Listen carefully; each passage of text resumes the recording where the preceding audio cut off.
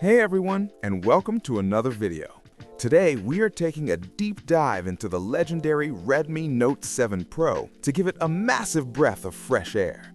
We're going to be installing AxionOS 2.3, which is built on the latest Android 16 QPR 2. It is honestly incredible to see this device still getting cutting-edge software support, and AxionOS is known for being smooth, stable, and packed with just the right amount of features. Before we dive in, make sure you have backed up all your important data because we will be performing a clean flash. Also, ensure your battery is charged to at least 50% to avoid any interruptions during the process. Now, let's get started. The first thing you need to do is boot your device into recovery mode. For this installation, it is highly recommended to use a dynamic recovery to ensure everything maps correctly. In this video, I'll be using TWRP recovery, though Orange Fox works perfectly fine as well. To get there, power off your phone and then hold the power button and volume up button simultaneously until you see the recovery logo. Once you're in the main menu of TWRP, we are ready to begin the modification process.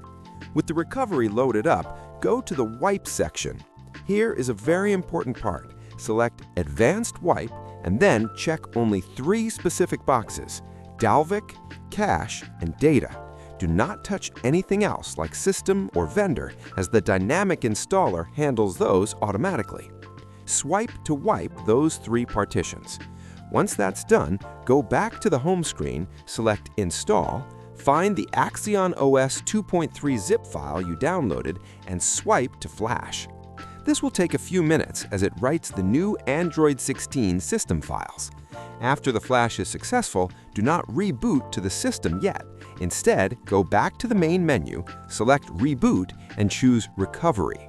This ensures the new partition structure is recognized. Once you are back in recovery, go to Wipe and select Format Data. Type Yes to confirm.